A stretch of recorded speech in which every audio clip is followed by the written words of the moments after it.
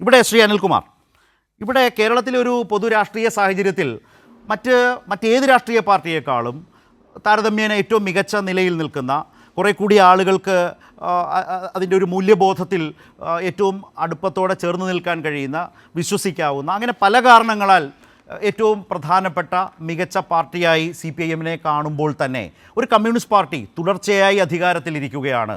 ആ തുടർച്ചയായി അധികാരത്തിലിരിക്കുന്ന കാലത്ത് ബ്രാഞ്ച് തലം മുതൽ സമ്മേളനങ്ങൾ നടത്തി സംസ്ഥാന സമ്മേളനത്തിലേക്ക് എത്തി നിൽക്കുമ്പോൾ പുറമേക്കിതാണെങ്കിലും പാർട്ടിക്കുള്ളിൽ വളരെ ശക്തമായ വിലയിരുത്തലും സ്വയം വിമർശനവും തെറ്റുതിരുത്തലും ആ സമ്മേളനത്തിലൂടെ മാത്രം കണ്ടെത്തി തിരുത്തേണ്ടതായിട്ടുള്ള വലിയ ചർച്ചയ്ക്ക് വിധേയമാക്കാവുന്ന നിരവധി പ്രശ്നങ്ങൾ അല്ലെങ്കിൽ നിരവധി കാര്യങ്ങൾ CPIM-നെ സംബന്ധിച്ച്, ഒരു കമ്മ്യൂണിസ്റ്റ് പാർട്ടിയെ സംബന്ധിച്ച് നിങ്ങളുടെ ഉള്ളിലുണ്ടാവില്ലേ? നാളെ മുതൽ ചർച്ചയ്ക്കെടുക്കാൻ പാകത്തിന് അത് പരിശോധിക്കപ്പെടുമോ? ചർച്ചയാകുമോ? തിരുത്തലുകൾ ഉണ്ടാകുമോ?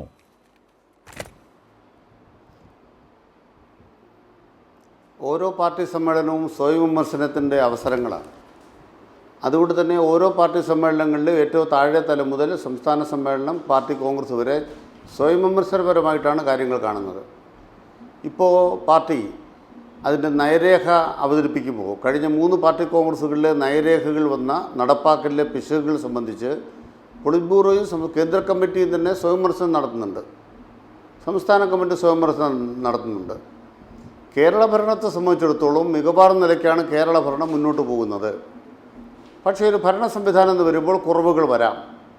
ആ കുറവുകൾ വന്നാൽ അത് ഒരു തരത്തിലുമുള്ള മുൻവിധികളുമില്ലാതെ, അഭിമാനക്ഷതമില്ലാതെ അത് ഏറ്റുപറയുകയും അതിനേക്കാൾ മികവാർന്ന നിലയിൽ നടപ്പാക്കുകയും ചെയ്യുക എന്നതാണ് പാർട്ടിയുടെ നയം. തെറ്റുകൾ മനഃപൂർവ്വം ഉണ്ടാക്കുന്നതല്ല, തെറ്റുകൾ മനഃപൂർവ്വം സംഭവിക്കുന്നതുമല്ല. അതുകൊണ്ട് തിരുത്തപ്പെടേണ്ടതാണ് അവയെല്ലാം. ഇതാണ് സമ്മേളനവുമായി ബന്ധപ്പെട്ട നയം. ഇവിടെ നാം തിരിച്ചറിയേണ്ട കാര്യം, കേരള രാഷ്ട്രീയത്തിലെ കമ്മ്യൂണിസ്റ്റ് പാർട്ടിയുടെ അടയാളപ്പെടുത്തൽ എങ്ങനെയൊക്കെയാണ്. മണ്ണിന് വേണ്ടി നടന്ന സമരം, അതിൻ്റെ ഭാഗമായി ഭൂപരിഷ്കരണ നിയമം, വിദ്യാഭ്യാസത്തിന് വേണ്ടി നടന്ന സമരം, അറിവ് നേടാൻ വേണ്ടി നടന്ന സമരം, അതിൻ്റെ ഭാഗമായി വിദ്യാഭ്യാസ നിയമം, അധികാര വികേന്ദ്രീകരണത്തിന് വേണ്ടി നടന്ന സമരം, സാക്ഷരതയ്ക്ക് വേണ്ടി നടന്ന സമരം. കേരള ചരിത്രത്തെ മാറ്റിമറിച്ച സമരമാണ് പണിയെടുക്കുന്നതിന് കൂലി. ഇപ്പോൾ ആശാസമരം നടക്കുമ്പോൾ ഉയർന്ന വേതനം കൊടുക്കണമെന്നാണ് എല്ലാവരും ആവശ്യപ്പെടുന്നത്. നല്ല കാര്യമാണ്. ഇങ്ങനെ ഉയർന്ന വേതനം കൊടുത്താൽ കേരളം മുടിഞ്ഞു പോകും. നിങ്ങൾ ഈ ചുവന്ന കൊടിയും കൊണ്ട് നടന്ന് എല്ലാവർക്കും നല്ല കൂലി വാങ്ങിച്ചു കൊടുത്താൽ കേരളത്തിൽ വ്യവസായം വരില്ല എന്ന് പറഞ്ഞ് ഈ കമ്മ്യൂണിസ്റ്റ് പാർട്ടി കേരളത്തെ തകർത്തുകൊണ്ടിരിക്കുന്നു എന്ന് പറഞ്ഞവരെല്ലാം ആശാസമരത്തിൻ്റെ മുന്നിൽ പോയിട്ട് അവിടെ കൊടി പിടിക്കുന്നുണ്ട്. ആ കൊടി പിടിക്കുന്നവരോട് ഞങ്ങൾ പറയുകയാണ്, മെച്ചപ്പെട്ട കൂലി വാങ്ങിച്ചു കൊടുക്കണം. ആദ്യമായിട്ട് ആശാപ്രവർത്തകർക്ക് കേന്ദ്ര സർക്കാർ കൂലിയാണോ കൊടുക്കുന്നതെന്ന് ചർച്ച ചെയ്യുക. കൂലിയല്ല കൊടുക്കുന്നത്, ഓണറേറിയമാണ്. അത് നമുക്ക് വേറെ ചർച്ച ചെയ്യേണ്ട വിഷയമാണ്. നമ്മുടെ പോയിൻ്റ് എന്താണ്? കേരള വികസനത്തിൻ്റെ പുതുവഴികൾ, ഇങ്ങനൊരു പദ്ധതി ആവിഷ്കരിക്കാനുള്ള കെൽപ്പ് ഇന്ത്യയിലെ വേറെ ഏതെങ്കിലും സംസ്ഥാനത്ത് ഏതെങ്കിലും രാഷ്ട്രീയ പാർട്ടിക്കുണ്ടോ? നമ്മൾ ഒരു സിനിമയിലും ഇന്ദ്രൻസ് പറയുന്നുണ്ടല്ലോ, മിനിമം താലി കെട്ടാനുള്ളൊരു ആരോഗ്യം വേണമെന്ന് കല്യാണം കഴിക്കണമെങ്കിൽ. ഒരു തമാശയായിട്ട് പറയുന്നതാണ്.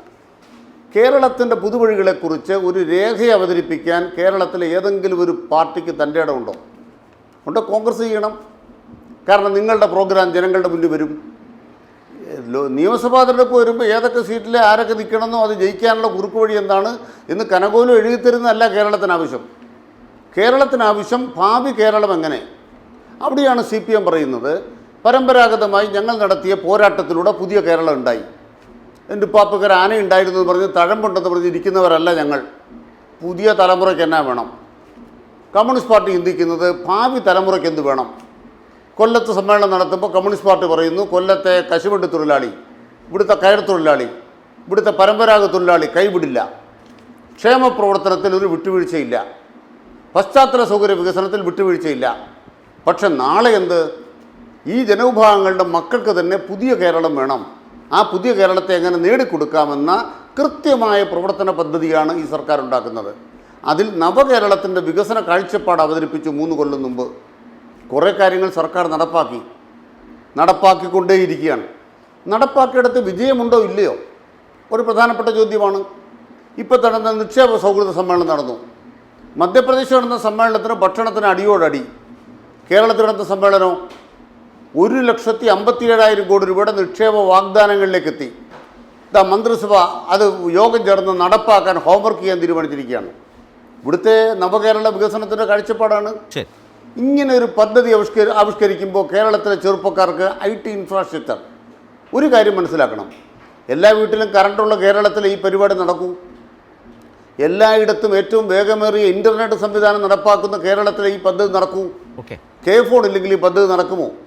24 മണിക്കൂർ കറണ്ട് ഇല്ലെങ്കിൽ ഈ പദ്ധതി നടക്കുമോ?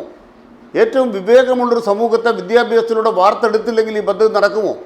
അപ്പം നവകേരളം എന്ന് പറയുന്നത് ഒരാകാശ കുസുവുമല്ല. അത് സാധ്യമാക്കാൻ കുറേയേറെ പ്രവർത്തനങ്ങൾ ഇവിടെ നടന്നു. ഇതിൻ്റെ മേലെ എന്ത് വേണം? ശരി. ഡിജിറ്റൽ സർവകലാശാല ഈ രാജ്യത്ത് ആദ്യമായി രൂപീകരിച്ച കേരളത്തിൽ, ഒരു ഡിജിറ്റൽ സയൻസ് പാർക്ക് ഉണ്ടായ കേരളത്തിൽ പുതിയ തലമുറയെ നയിക്കാൻ ഇനി എന്ത് വേണം? ഇതാണ് ഈ സമ്മേളനം വിനീതമായി ആലോചിക്കുന്നത്. അത് ഭാവി കേരളത്തിന് വേണ്ടിയാണ്. വളരെ കേരളം കാതോർക്കുന്ന ഒരു രേഖയാണ് മുഖ്യമന്ത്രി പിണറായി വിജയൻ അവതരിപ്പിക്കാൻ പോകുന്നത്.